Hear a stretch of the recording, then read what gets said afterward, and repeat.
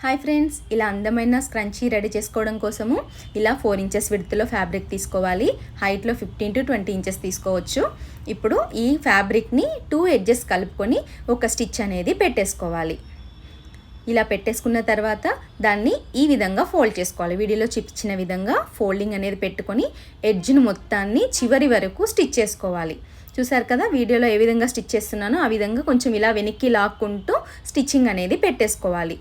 ఇలా మొత్తం పెట్టేసుకున్న తర్వాత చివరిలో మాత్రము ఒక 1 ఇంచ్ దగ్గర స్టిచ్ వదిలేసి ఆ వదిలేసిన దగ్గర నుంచే లోపలి క్లాత్ అంతా బయటికి లాగేయాలి. ఇలా లాగేస్తే మనకి ఈ విధంగా ఫామ్ అయిపోతుంది. ఇప్పుడు 8 ఇంచుల వెడల్పులో ఒక ఎలాస్టిక్ తీసేసుకోవాలి. దాన్ని ఒక పిన్ యూస్ చేసుకుని మొత్తం ఆ లోపలికి క్లాత్లోకి ఇన్సర్ట్ చేసేయాలి.